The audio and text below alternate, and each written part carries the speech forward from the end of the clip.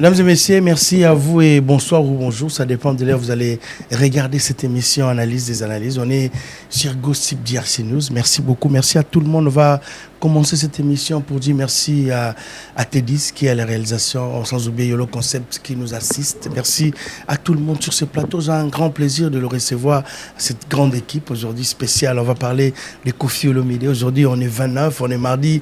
Déjà, billetterie et bandit déjà. Nasi, bateau, ça partout dans le monde. Est-ce que ce Sombi a bien ailleurs? Sur ce plateau, c'est un réel plaisir. On va d'abord dire bonsoir à notre invité pour la toute première fois dans cette émission Analyse des analyses, parce qu'il y a des émissions de longue jambes. Bonsoir à toi et bienvenue. Hein. Bonsoir Junior Louéré, très ravi d'être ici. À l'équipe hein, aujourd'hui. À l'équipe, très ravi à vous avoir vraiment accueilli ici. Je pense qu'on va réfléchir, parce que les analyses, okay. Je pense que tout ça là bien. Et puis Koffi Fil des partout Baza, Kofiette, Cindy Love, okay. Et surtout Gaulois, on fanatique à la bonne musique, on a des cités. Et puis j'ai dit déjà Bambo Tebele, l'artiste Koffi Olomide, patron de musique Yambo Kananga, et puis mon thème Maman Si Olomide, la deuxième première dame Mambo. Merci beaucoup de longues jambes. On va dire bonsoir à l'habitué de cette émission Papa Zahir. Bonsoir à toi et bienvenue encore pour la 1000e fois dans cette émission. Bonsoir. Merci et très heureux à écouter la source de longues jambes. Et natika na kisa njoto mikie. Kamite comme une bougie de mango. Et vous appelez la Koffi Olomide latino. Mais sinon on a fait la confusion ma casse na la deuxième première dame Yambo. Première dame Yambo, je ne sais pas ça veut dire quoi pour de vrai. Et n'habiter peut-être il faut que la deuxième dame. Ouais, la deuxième dame tout court. Et je pense qu'il y a des amis, ils ont plus approprié. La deuxième première dame Mboka, c'est comme si c'était la maîtresse du président. Tu vois, notre deuxième femme au président. Donc on peut carrément l'appeler simplement la deuxième dame. Est-ce qu'elle a beaucoup aidé Jazz Kavoul? Donc on voit après ma Denise, du coup, il y a vraiment sa président. Est-ce que deuxième dame, attaque femme forte, tu vois, Yamboka, voilà. Mais si on dit deuxième première dame, donc c'est pas. Mais après, c'est pas le sujet en tout cas. Tu vas souvent à jazz parce que peut-être yo au comprendre bien. Mais parce qu'on a même kako limbo là on a compréhension là. Dans le barango d'habitude ambassadeur asa équivalent à chef de l'État. Ambassadeur. C'est pas pour rien ceux qui ba agression na mboka moya mupaya okima na ambassade. Ça dit place au kimi wana eza mboka na yo mutazo gérer ngwaza chef de l'État. Si go ambassadeur ya culture, donc président ya culture ya mboka na biso, c'est l'artiste Koffi Olomide. Donc moi si na Edjikou, moi c'est un président. Je pense que vous comprenez. Dans la deuxième première dame ya mboka na biso. C'est ça. Merci beaucoup de longues jambes. D'abord, félicitations aussi à toi. Merci beaucoup. On a l'émission face à face, n'a pas tellement trop. Ah bon? Enfin, Koffi a joué porte-parole. Merci beaucoup. Merci à tous. Mesdames et messieurs, les rendez-vous, c'est les 6. ING Arena à Bruxelles. À Bruxelles, Koffi Olomide arrive. Un mois. Aujourd'hui, on est mardi. On tourne cette émission. On est mardi. Sauf imprévu, billetterie déjà. Et c'est Fungwami. Sauf imprévu. Les lots, tout ça, le 29. Le 29, on va parler de Koffi Olomide qui regarde cette émission. On va dire aussi bonsoir à Mersiko, la première dame qui regarde cette émission. Bonsoir à Gizou Maëla. Bonsoir à tout le monde. Ma Brigitte Moukalo, l'Angeloise. Depuis Londres, on te salue. Depuis Londres. Bonsoir. On a tout. Bauta la biso. Soko Lungolia qui toko bio. Betato. Et pas Laetitia Nzongo. Laetitia Nzongo, 58 rue Pajol, à Paris 18e. Les lots sur la Koffi Olomide avec cette grande équipe, Jazz Kavoulou et des longues jambes qui rejoint l'équipe à Oti Kinshasa pour parler de l'artiste musicien Koffi Olomide et des mamans aussi. Quartier Latin, là, c'est pour répéter un peu le lobby. Répéter le lobby, en tout cas, ça s'est bien passé. Merci à tout s'est déplacé des partout, Outaki. Pour prendre part à la première répétition parce que depuis tout si mémoire est bien, tout ça déjà une semaine à jour moko. Lobby des acquis hier pardon, les acquis première répétition. Il y a quartier latin, tout ça qui on a Orléans. En tout cas répétition VIP. Ça veut dire toujours répéter baolia bataba baolia bangulu baolia bangombe baomela mwelo wa malili en tout cas et salagi kitoko makasi et puis bilo bongo la na quartier latin quartier latin des Alix quartier latin de la Sara VIP quartier latin en tout cas c'est pas comme les autres donc merci beaucoup l'artiste Koffi Olomide wazaki au four et au moulin ça veut dire qu'il y a un esprit à répéter qui na quartier latin international na quartier latin fashion l'obezaki prise de contact. Ça dit pas quota na symbiose basanga na se mélanger pour le 6 septembre na ING Arena tout peut ça tout spectacle mo où vous allez vraiment inédit et ça la vraiment qui tourne makasi. Koffi Mori satisfait dans la répétition satisfait très satisfait et puis ezaki plus facile il y a cohésion parce que d'habitude déjà l'artiste Koffi Olomide travaille dans quartier latin fashion house. Mais quartier latin international peut travailler déjà un artiste confirmé. Ça veut dire il y a un direct arbitre na bango. Donc à siffler un match il y a lobby vraiment qui toque et puis bateau tout au bazala qui wana bazonga kinda vraiment ya ko sepela. Talaka tosto si c'est moi retard na contre volonté na biso. Okay. Parce que bon c'est bon répéter caca donc je pense que date il y a deuxième répétition et so bima la awa ce qui est bimi et on va publier au salon pour la place Wali ou bien à Paris bon je pense que tout ça na Orléans mais ça dépend aussi à l'artiste Koffi Olomide bureau Val et puis les producteurs bah au monde ndeni bah au salle et puis pour satisfaire la deuxième répétition. OK, merci beaucoup de Jean Montegarde dans cette émission jusqu'à vous un mois Koffi Olomide dans quelques jours. Aujourd'hui on est mardi, billetterie déjà ouvert, l'hôtel Moébele Koffi, Koffi a juriste, est-ce que Koffi va remplir la salle? Est-ce que Roya va assister Belé à concert à Koffi un mois? Pour la toute première fois, 15 000 places, Koffi on a un mois. N'oublie pas que c'est la fin d'été de toute façon. OK.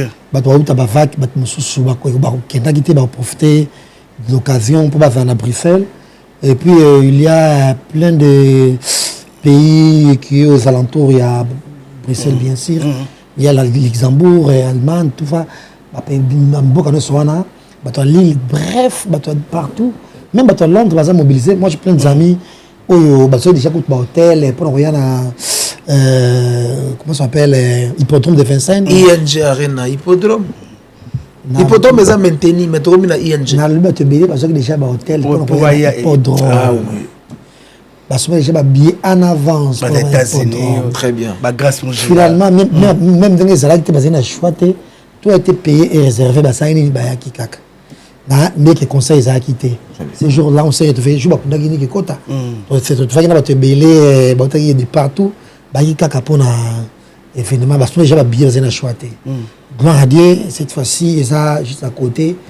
Et Paris ne se peut mobiliser, bref, la France. Et puis, donc, on a à Bruxelles. Donc, ça est tombé peu bien. Datango, donc, ça, et bateau, on a un CDI. Donc, il y a un CDI. Il y a partir à lobby, le 28, 29, le 30. Le 6. Dans le première. Nous avons CDI, nous touchons on a dit. Mais intérim, on a la galère. Il ne faut pas défaire. Intérim, on a la galère. Intérim, on a la galère. On a touché les 11. Mais nous avons CAF. Au chômeur, tu dépends de la CAF. Les 5 te touchent. Bangounda, après les 5, bon, il est qui. Nous avons CAF de les 5. Bref, et ça, je dis, et puis après. Non, mais c'est en Europe. Les gens s'organisent. Pas galé, je sais pas. 50 €, 70 €. Le billet, du coup, ça peut marcher dans les 70 €. Et puis l'hôtel, intégralement, fait 120 €. Bref, on ne peut pas galérer pour 300 €. C'est pas du tout normal pour un Français comme moi, par exemple, qu'on manquait 300 € à côté. Tout ça, poteau valeur. Il y a un moment de nos jours, nous sommes en poteau, mais ça nous calme, nous sommes en Afrique. Mais c'est impossible. Et ça, on s'en rend à poteau. Et puis, de toute façon, on ne veut pas ce genre de. Bah, tu vas à un concert à Koffi. C'est quand même Koffi. Il n'est plus une légende, mais c'est comme une mythe, c'est quoi. Mais c'est quoi. Il faut comprendre. C'est ce que je veux dire. Mythe. Mythe, il y a Marilyn Monroe. On nous a mythe. Voilà. Donc, si on y a un pays qui battait, et la main de mon sommeil battait, on a Kadi. Mais non. Il faut que ta boutique soit collection collection de mots d'araté et la main de mon sommeil au sommeil magasin je m'en fous, sont en ligne, mais ça a Dior, ça a marque, quand ça au pressing, et bien c'est qu'à jour, voilà, là t'as un go. Donc, ça concert, il y a mythe. C'est un mythe qui va se produire à ING Arena.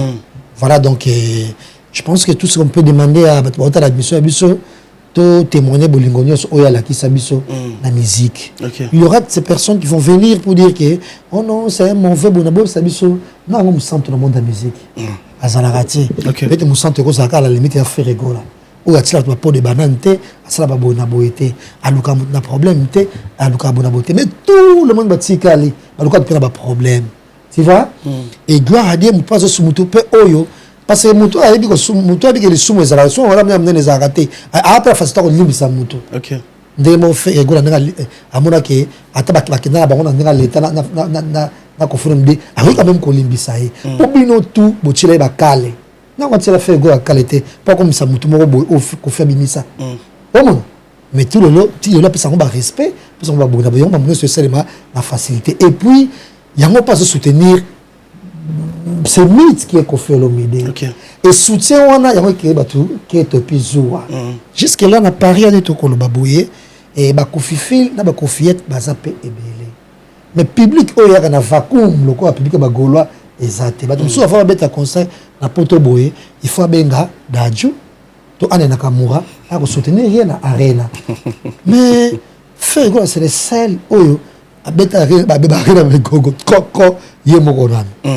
Koffi pe, nangambuna albi mut ovma za vraiment invité naïe au mais la mona qui bino na Koffi Olomide malgré nga yalinga nga tenga zagite bino bozaki wana message so yambi so yambi et nan comme so mi comme timbola quand on va au côté les okata dans côté yalinga ngate c'est pas possible donc nga so mi pe lingote donc côté les okata et on a c'est faux évitez pas yalinga ngate Koffi Olomide mais bozaki naïe quel était le message de Koffi tant beaucoup d'années les journalistes moi qui ozaki wana yolo concept pas zaki wana avec des amis ce jour là il a fêté tout le monde dans la musique des Guest Fabulous tina bato nyonso bato ya bengi ça concert va pour ça ba public nyonso bazala la concert là parce qu'il y a un mythe sans polémique peut-être nga tam son côté polémique un tout petit peu ça pour ça tout le monde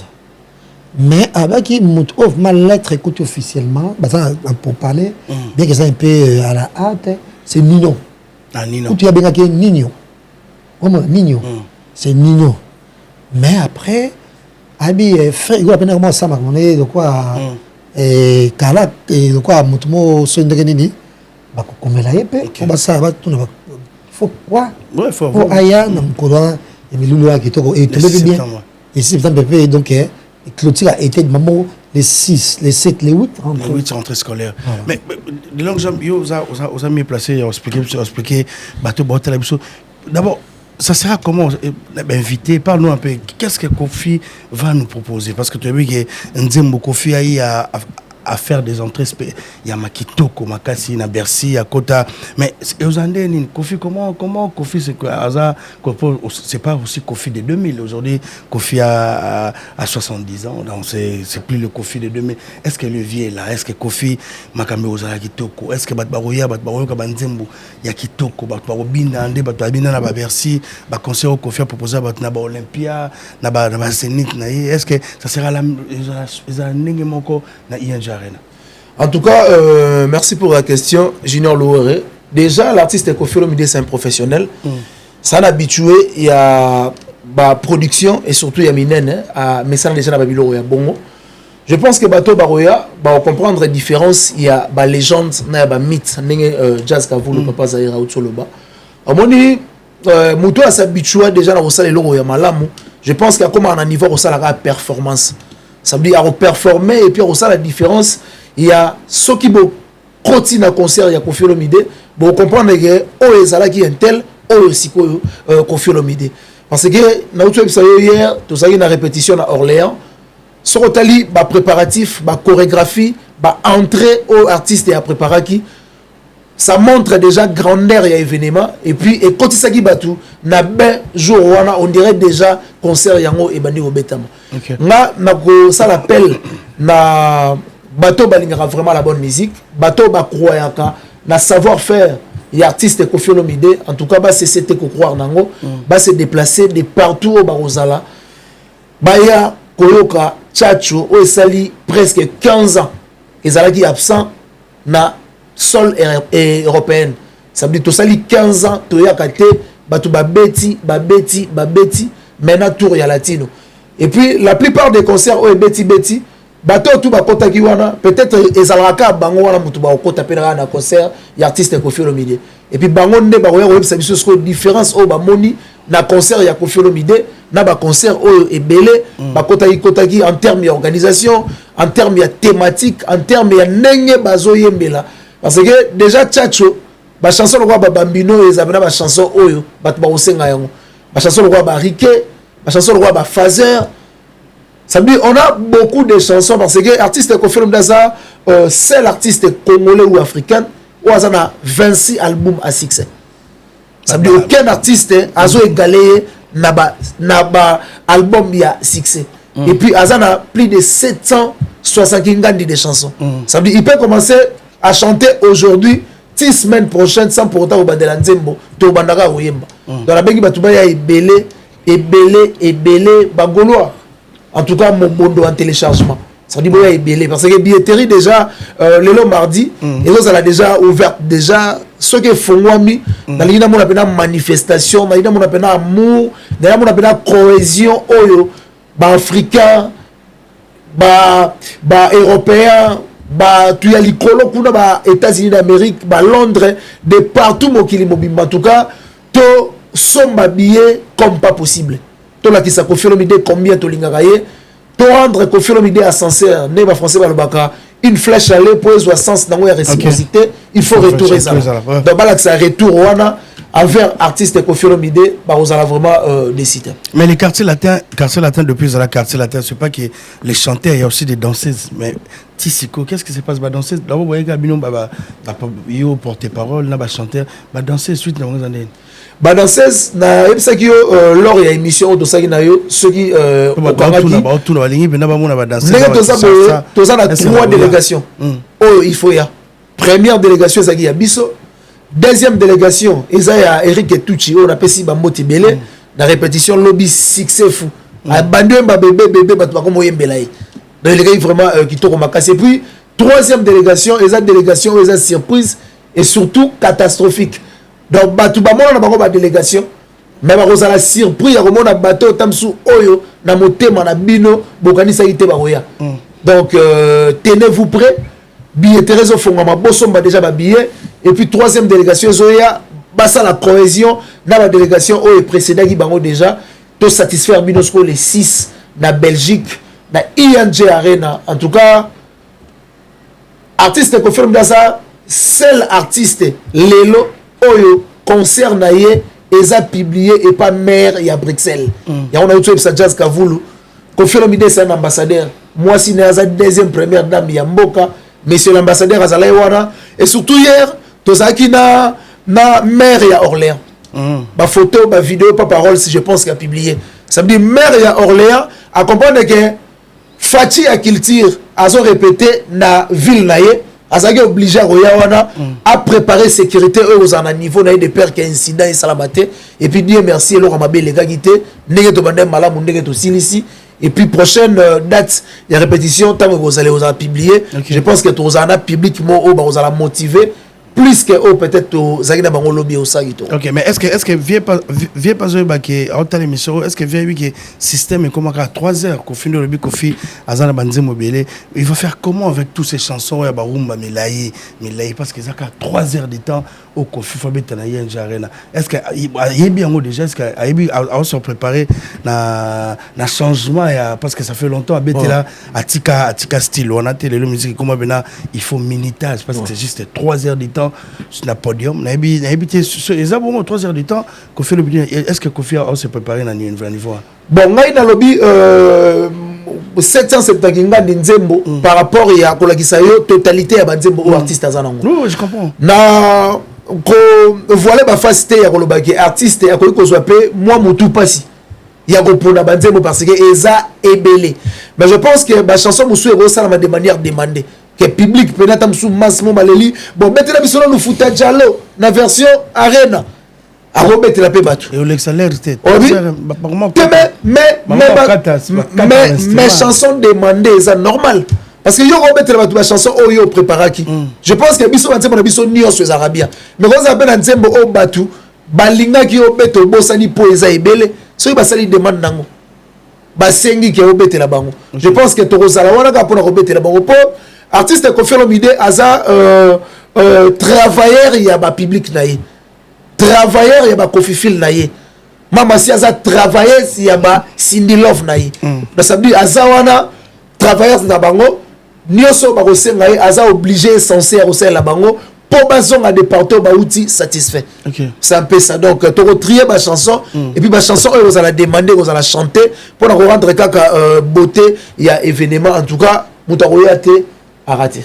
Just vous le si à chaque fois que on tourne ton bon de la Koffi Olomide bêta vie quand la gani était bêta les locaux Koffi Olomide bêta au banzim vous a tellement ébellé 3 heures de temps il y a bêta barumba plus de 70 chansons on a habité Koffi banzim vous a tellement succès il a habité sélection que ça sera aussi des shows faut calculer tout est calculé est-ce que Koffi Olomide va arriver 3 heures de temps le système comment les locaux tu assister à un concert à tout le monde niveau il y a galère il y a répertoire donc artiste préparé mais fanatique on a besoin mais temps exact on fait un coup dans un libre tout système il y a concert titongo ça botta qui rumba lipanda avec rumba lipanda tant que Koffi soit bête est-ce que Koffi a préparé ça peut déjà là il y a trop olympiade à titongo just gavolo on a des rêves bon peut-être tant sur la France le quoi à un moment une possibilité en Belgique on a gaz ouais il y a qu'on bête partout bon je sais pas ce qui voilà et puis dans minute je rappelle la France c'est bien beau à moutouté et ça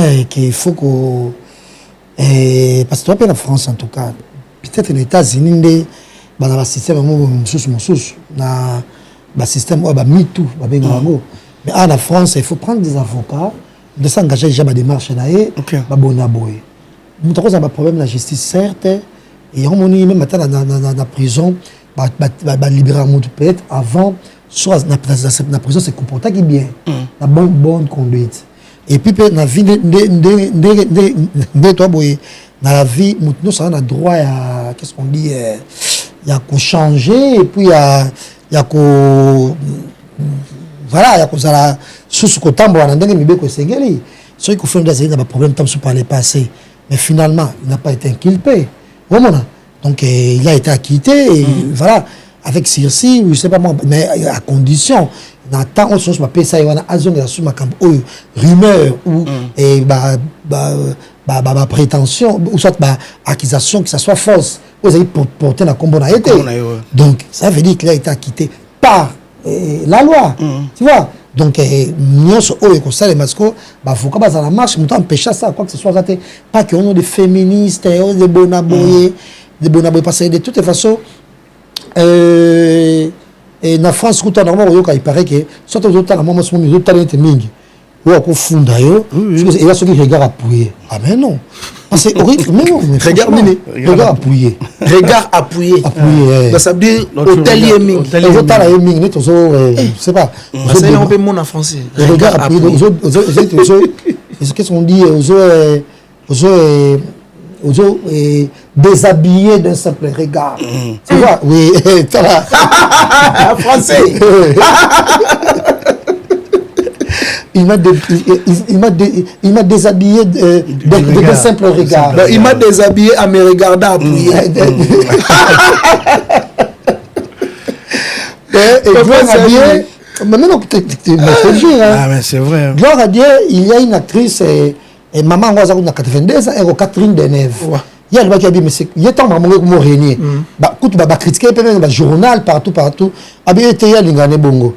Abi était en Régnier lingane ba draguer. Ya lingane regarde. Angaba lulaye. Très bien. Abi jamais te regarder, mais lingane ba lulangai. Très bien. Ba draguer ngai. Très bien. Partout en le cas sur autre draguer tout mabé. Très bien. Non, pas draguer ngai. Après qui qu'on dit mais on dépend de ce qu'on a. Donc c'est vraiment féministe et ça bien côté Moussoussou. Mais simplement déjà côté Moussous. Voilà, donc yango et de nos jours il faut qu'on tient avocat dans ma cambonayo. Très bien. Maman monsieur dit ah maman kangelango au monde et na bon na ndenge vite fait jour mon nakata métro oh na na ticket nga navigo na mito kwa na combien wana oh mundemo ovanda sambwana parce que mutako vanda ah mais non na ramassé abino yo tika mbona yo kastelema oh non il faut vendre na joto ngabete mbona vanda ndengeni bisikita na mundelo wana oui ah par exemple on voit comme mutu bon ngabi c'était so pas mutu ngate mais eza ce ko ka o ngana kutena ngolelo pe sabina telemi 13 ans ya kotonda Menzel moi moi na moi quasiment wa mukia tu na kit mais c'est madame excusez je peux me mettre au GP aussi pour lui on a ni chien tu fais la fatigue ma trop ah avec c'est maintenant moi ticket na train ah comme ça tu vois le début on est le début ça on est dans français bon bah oui tu l'as loué bon souffraga j'aime bien ça dans la visa non de français le mouton pourtant la Guinée joue la très bébé c'est pas ça mais si on te demandait de prendre un orphelin je sais pas moi tu vas refuser hein mais pour après ça me boit il y a ma valeur on me bosso hein très bien toi il et là moi on l'a faut me boire hein voilà ici on blague pas avec les chiens donc en gros faire très attention même les pigeons non vous avez pigeonté voilà mais après mais qu'est-ce que vous avant de voler question dans ces à partager à deux personnes qu'on fait le midi à tout subir annulation trop il y a pas concert chaque avocat un mois kaka ya concert est-ce que vous en avez garantie est-ce que qu'on fait des garanties ING ba pasoma ba bien de le ba pasoma ba sur hôtel concert ils la quitter banaki na défense arena ING est-ce que besoin assurer bateau dans ces questions ba tout na yango partout ba pasoma bien lelo et toi mardi bien ba pasoma bien est-ce que besoin assurer bateau est-ce que Kofi azo assurer bateau mon gars pas mère est-ce que vous laissez réagir avant déjà je pense qu'il y a des images il y a eu non seulement les maires mais aussi les directeurs de ING Arena qui est avec Kofi et je pense qu'ils sont au courant de ce qui s'est passé en France ils sont au courant, c'est quand même Kofi Olomide. Ils sont au courant et ils ont vu à mesure du possible et que voilà, la France, oui c'est la France, mais c'est pas la Belgique. La Belgique c'est pas la France. Donc chez eux il n'y a pas de problème, va prester. Ils ont signé. On ne peut pas signer comme ça d'emblée et après 2 jours pour qu'ils reviennent pour dire rien ne va pas passer de Kofi Olomide. Ils nous ont énuméré tous. Ils ont bon amusé. Et ceci dans la chaîne PA ou na Bruxelles ba métro tout le monde ba publicité ou carrément tam super et ça bon les gens monter ça misé on peut pas se réveiller un bon matin pour dire qu'il faut la conseiller zaté c'est bon il faut bon réciter bon sur la dépense ce qui s'est passé en France mais c'est pas normal tu vois et mieux faut nous ça la même temps la France aujourd'hui à venir il faut saisir des avocats compétents des avocats, les maires, batailler à mesure de possible, donc c'est juste ça. Donc plus jamais à quoi prestaka, bongo. Non, faut attendre il y a un ami, il y a bon un vieux entre guillemets, il y a ça la Moussa en France avec les joueurs mais il bata bouchon. On va dire vraiment que bon tout le il y a l'examen apportaka plainte herniation.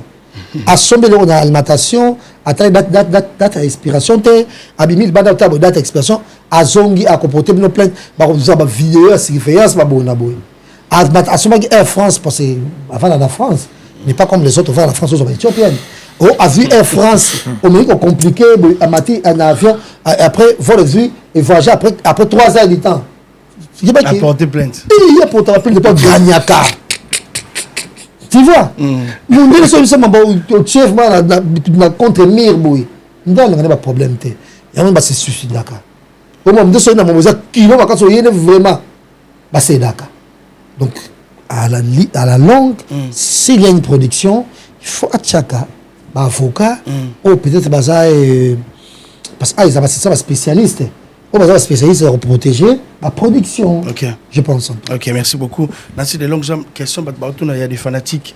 Oh, d'habitude, sur la c'est le moment d'un bon, on a un hippodrome de 25. Nous ne récupérer même pas un bon, on a un. Comment ça? T'es cassé, soit sommet bien, il faut pas zélat, il faut pas bien qu'il y ait belette. D'abord, nous sommes malins, mais nous sommes allés, ce qu'on a, c'est les couteaux. Ils sont dans la machine. T'es. parce que machine les bateaux basomba quitté on bateau basomba ina ba carte bleue na bango ba rembourser bango mbongo directement na banque na bango non mais tisiko baté belé musuna ba zumba na ba rembourser bango mbongo non même pas bato nyoso déjà sous ING. Quelle est la garantie? Pour garantir Batouni na concert, est-ce que concert est causala? Est-ce que c'est vrai pour Batouni? Moi j'ai des amis, Batoabenga, Batoalibana, non couteau zumbo côté, donc Kofi sous ING, est-ce que tous sont mis billets? Est-ce que Kofi en Kobeta? Est-ce que Kofi par suspension hollandais tenez en France? Au Ménoir, il y a quelqu'un qui est derrière, jusqu'à présent, Kofi, petit ce qu'on a expliqué, sauter vraie cause, il y a annulation et tout, s'il y a quelqu'un derrière, est-ce que vous êtes prêts à garantir les gens à travers cette émission, partout dans le monde? Est-ce que qui concerne les 6, on retrouve Kofi Olomide dans le podium déjà, Junior Louere, rectification par rapport à Batouneti qui est rembourser la bango ba billet et à hippodrome c'est faux et archi faux ba tout besoin déjà bango on a bango makambo tout ça na pays des droits mais tout ça na pays des droits je connais comment ça na pays des droits mutu soki ba droit na ye ozoko kisa yango te azana droit ya kokende ko porter plainte si réellement que bazoi bango on a bango te je ne pense pas que balinga batika l'indifférent ba vanda kaka po balinga kofi makasi baluka bango on a bango ya bakayu ya pasi. Il ne peut pas laisser leur argent sans pourtant être remboursé pour Kofi. Donc c'est déjà faux et archi faux. Et ça va bateau déstabiliser Kofi Olomide, bateau Kofi Olomide a existé parce qu'il y a des artistes au pena soué na ezalara ngolo Kofi a kufa ameli bena champagne. Bazali. Belé. Bazali. Et puis la plupart des bangos, ils ont bateau Kofi à zoyer le côté à commissaire peloko na miso bateau. Mais bon on a bango, comment on va danger, bango de soyi bandenge ni bon malheureusement to tirel bango ga siècle na bango ya ba mythe, ya ba légende biso comme na biso mythe malheureusement. Au moment garantie déjà, première garantie déjà ça, ceux qui ont derrière là, au moins on affiche on a commis Kofi Olomide et vente. Il y a un dans nos premières garanties. Parce que Kofi Olomide a connu trahir Kofi Olomide. Déjà garanti à Liboso.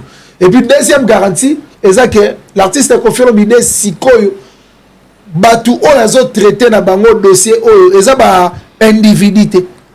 Dans tout web sayo muto annonça qui date officielle il y a ING Arena aza maire il y a Bruxelles. Et ça voilà Daniel Bumba il y a Congo a annoncé date il y a artiste et musicien Morobo. Faut comprendre est-ce que déjà artiste concert wana et ça la sécurité ndenge nini et ça la considération ndenge nini et puis ça la valeur nini pour maire aya ko annoncer date officielle nango. Okay. Donc déjà assurance nango ça combo et ça likolo wana Kofi Olomide et vente et puis deuxièmement et ça que ba autorité bruxellois ne ba yaki wana ko annoncer date officielle il y a concert wana. Donc ça nous sécurise déjà. Et puis côté artiste Kofi Olomide a déjà focus quand on va satisfaire Batupo. Dans le barreau d'habitude, l'artiste Kofi Olomide a satisfacteur. Donc Mouto a habitué à satisfaire Batu. Donc Batbaya est belé, Babangate et l'eau ezate, même noir déjà où tout ça qui Javel était là qui. Au moment que tout le monde Congo toyé. Pour le baya on a une mission avant que tout ya poto que l'impossible n'est pas Kofi Olomide.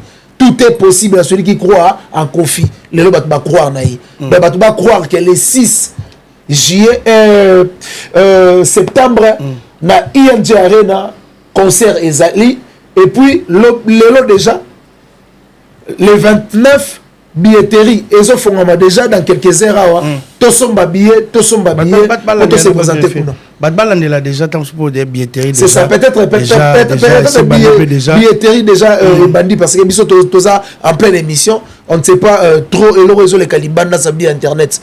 Peut-être déjà billetterie déjà bandit déjà donc badba contre la plateforme où ils ont été billets baso en tout cas bon ça la décide. Merci beaucoup, Bato Botala. On va profiter pour dire bonsoir, inspecteur Francis Bandoubola qui regarde cette émission. Merci à tout le monde, Bato Botala partout dans le monde. On a un réel plaisir dans cette équipe de parler de l'artiste musicien Kofi Olomide qui va se produire le 6 septembre à Bruxelles, ING Arena. Donc, Bato Botala partout dans le monde. Fin fond, Bato Botala réservez déjà vos places, réservez vos hôtels. Thierry Moukuna déjà ça va, ça bien déjà. Attendez déjà le rézandé ni nazo l'élégant. Bon, chérie, c'est là pour quand ça la biso on a pour Torozala on a vendredi, l'équipe sera là avant vendredi. Torozala on a pas carré. On a la piscine, on a raté hôtel hôtel, oui, c'est la piscine. Ah oui.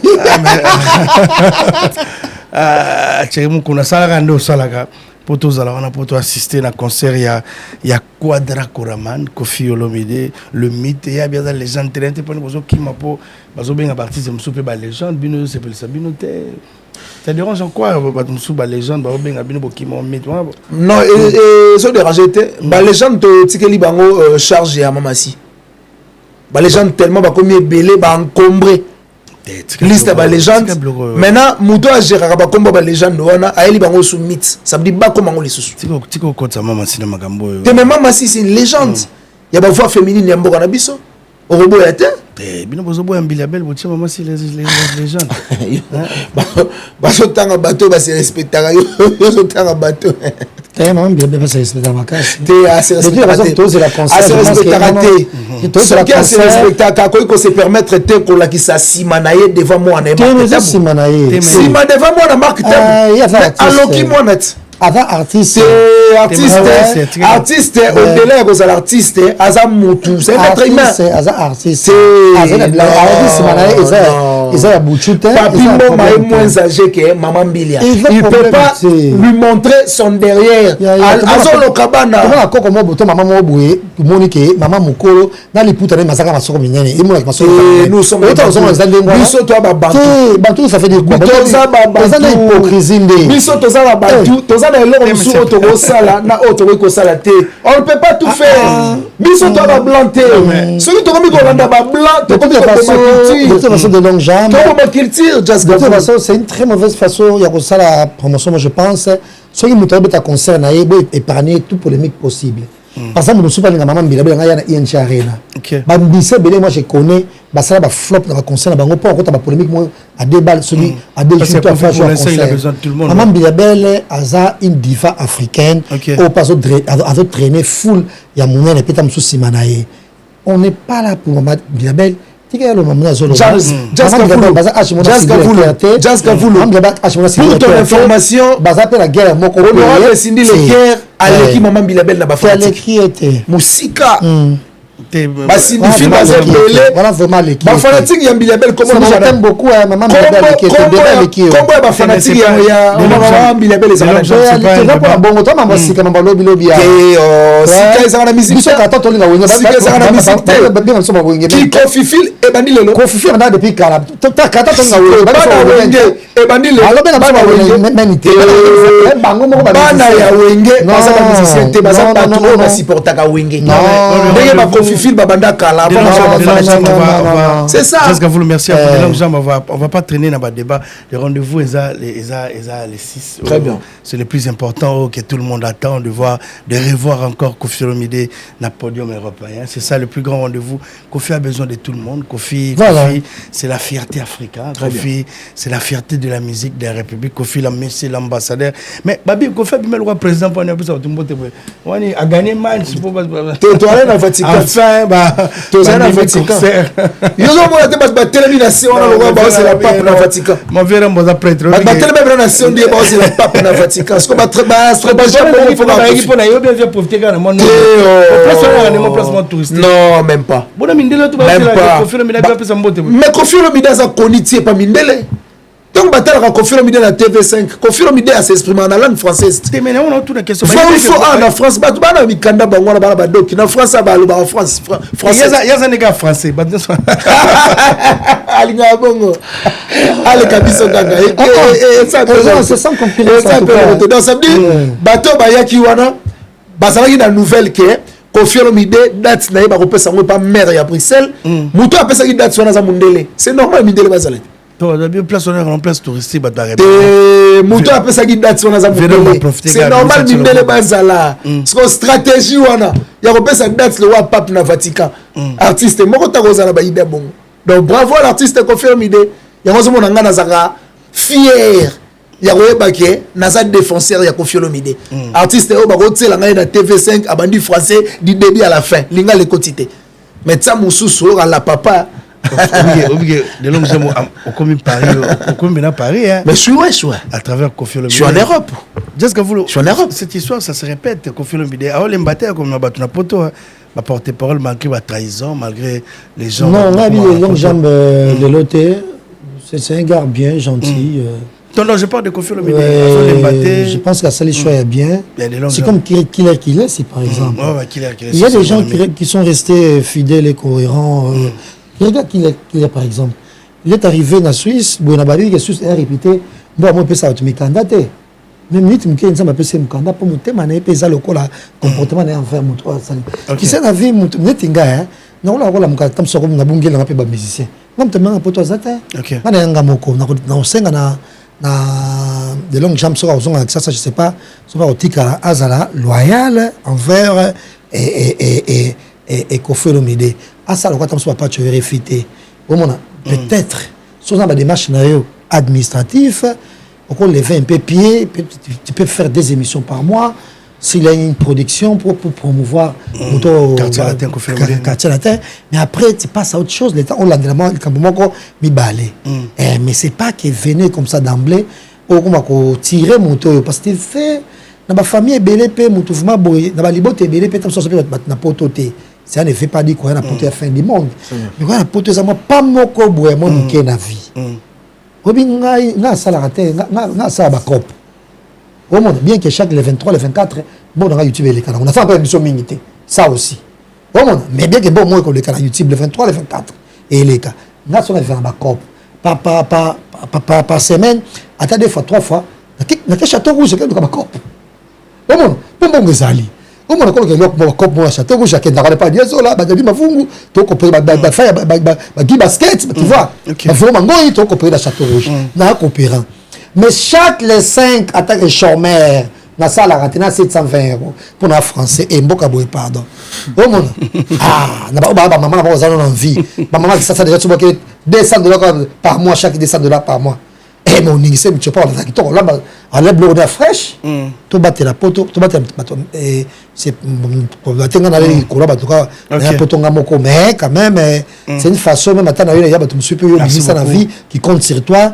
Faut ça quand même redevable envers c'est juste ça. On va profiter pour dire bonsoir à Yazizou qui regarde cette émission. Yazizou, merci beaucoup. Bonsoir à toi. Nancy Malouao, il y a déjà Zalobi Poto Paris, Koffi Olomide t'a ramené ici. Bon, ça aux ongles. Est-ce que de longues hommes vont rentrer? Bon, on souhaite que tu rentres à Kinshasa pour continuer. Est-ce que d'abord Koffi Olomide, la confiance, Azu peut la déception tellement trop, mais jusqu'à présent. À Memi Batou, à Napoto, à continuer comme même à Batou. Il y a posé parmi Batou, oh, les lots continuent l'histoire que Koffi Olomide t'a ramené en Europe. Est-ce que demain, tu aussi bien aussi, nous, on est journalistes, hein, on reçoit tout le monde. Moi, je reçois tout le monde, on contacter pour passer dans cette émission à Benganga. Donc, on va profiter pour dire bonsoir à Popo Les Bango, à Batou, à Grâce. Grâce, tu peux se beauté. Est-ce que demain, tu as trahison?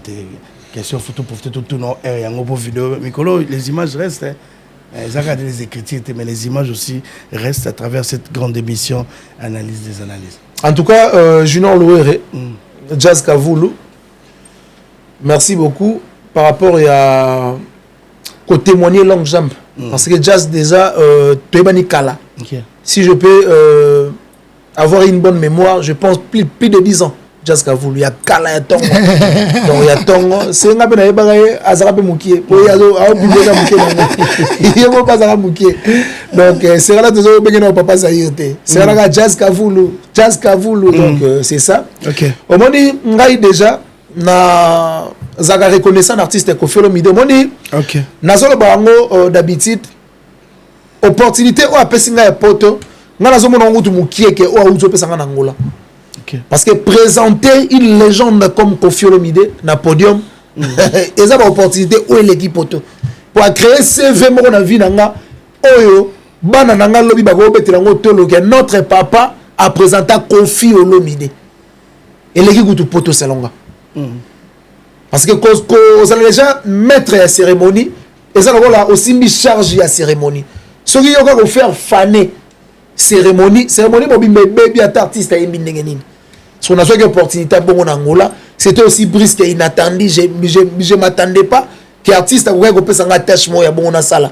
Et puis je ne peux pas m'asseoir ici pour dire que la salle est bien, mais la salle est ndenge salamaki, mais avec le temps, sur une opportunité, je vais faire ça plus bien que la salle qui Angola. Okay. Dire que Koki Manapoto ou Kosala, tu sais, moi j'ai encore l'âge. J'ai encore l'âge. Si on appelle ça âge, nanga awatam subago kamo. Jazz Kavulu na roza na moi idée.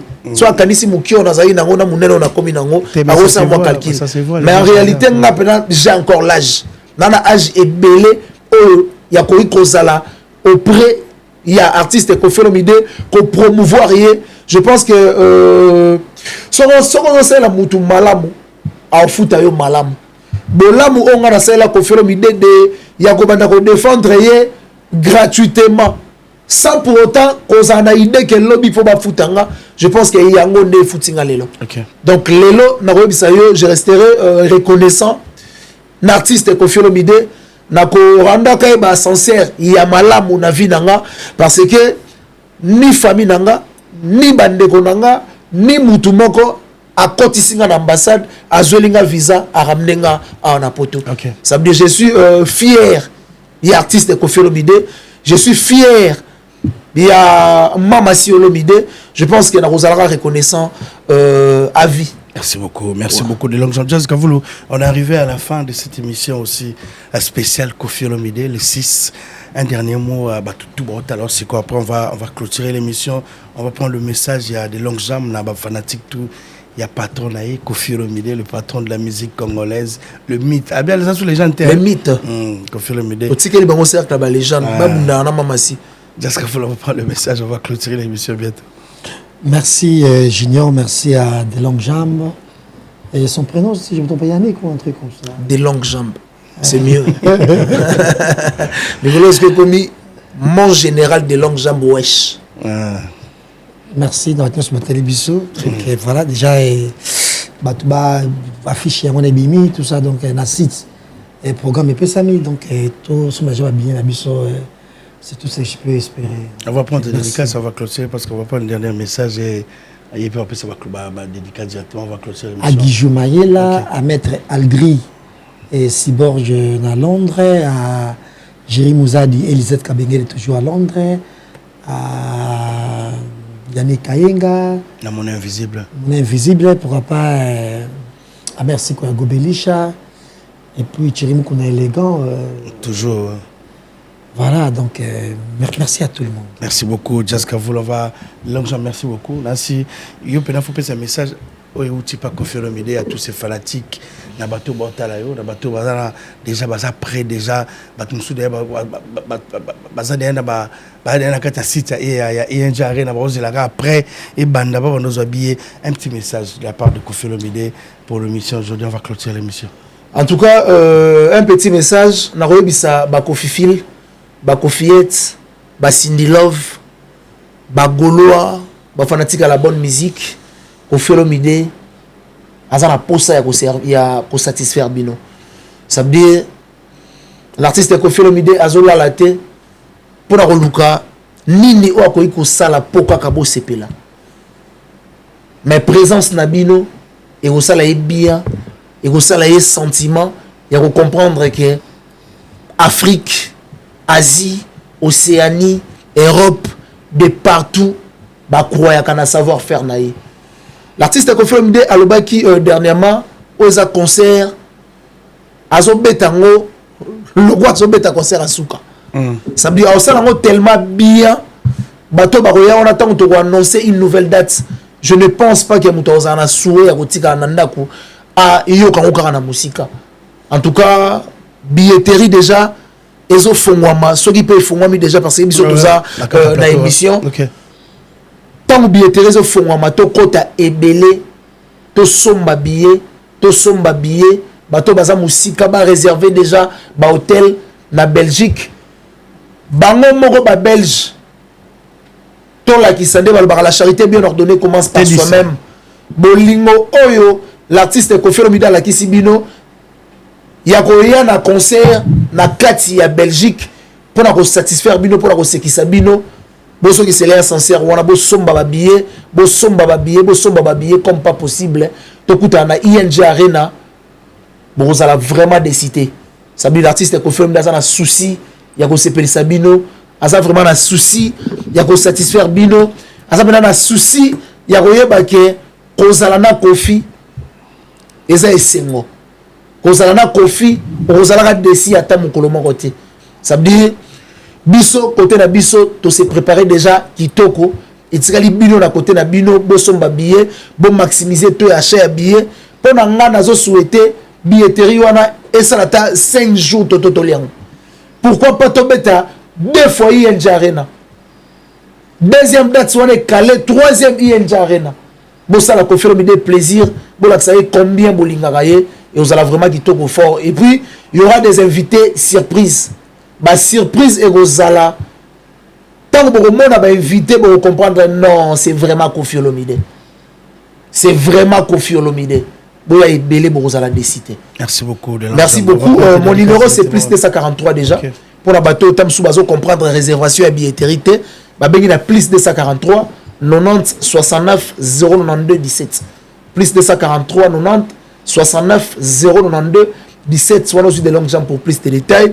Et puis la Pessimbote, na mon président Christian Moukouti à Trésor public, Mvouandou. Et puis merci à Berando Prince des Amunda El Chapeau. Na Pessimbote Belé Berando Prince des Amunda. Na Pessimbote na Olivier Moussengo Papa Lopango. Na Bigazo Nabiso depuis Belgique. Merci aussi à Pierre Cédric des Tours depuis Orléans. Et puis la personne mbote ebele na ya Jean Bedel de Paris papa Mindele papa na Isaac. Merci aussi à ya Serge Mboumina Sombateka Mokili Mobimba vice-président ba courtier tout ya Kitambo immobilier ya Madebo. Na personne mbote ebele na ya Benoît Ngouba depuis Chine Boubou Makolo Ndumba forme Villa papa Lopango et puis merci na maître Toussaint Sitou Konde petit frère ya Douglas et Sitou Likofi Ambongo depuis Kinshasa na auto zana en France Babeti tout et puis merci pour ton invitation. Merci beaucoup. Merci à Jazz Kavoulou Papa Zahir. Et puis les 6 Tokutana na ING. Merci beaucoup. Les rendez-vous est pris les 6 avec Koffi Olomide ING Arena Bruxelles. Dans Bruxelles, préparez-vous. L'équipe, les quartiers latins arrivent. Koffi Olomide arrive dans les 6. Merci beaucoup. On est arrivé à la fin de cette émission. Merci à vous, Golf Kizo, la production. Vous présente Frère Patrice. Dans Frère Patrice, côté gospel, on va parler de Frère Patrice Ngoy Moussoko qui va se produire déjà le 13 septembre. Gospel, dans Frère Patrice, tout Balingara Musique, Yanzam, Netobengarango, tout dans le 13 septembre. Production signée Golf Kizo. Merci beaucoup. LK Service aussi, Lorette Compressor. Lorette Compressor vous donne rendez-vous été en couleur, LK Service le 24 août à Noisy-le-Sec. Donc, Bobenga LK Service, Lorette Compressor, il y a un fait RDC, Bobenga, vous réservez déjà comment ça va se passer. Si vous avez aimé cette émission, on dit merci à Tédis, merci aussi à l'équipe qui était là aujourd'hui avec cette émission Analyse des analyses. On est sur Gossip News, on va se retrouver prochainement. Bonsoir à Paul Mamba, Papa Social, Yannick Kainga qui regarde cette émission, Popo Lebangwa, Yabata Gloire, Yabata Hotel d'Australie. Merci à vous. On a réussi pour vous le meilleur porte-parole du moment du quartier latin. Les longues jambes, Jazz Kaboulou qui est l'habitué. On va se retrouver prochainement. Le rendez-vous, c'est le 6 septembre à Bruxelles, Koffi Olomide. Bye bye.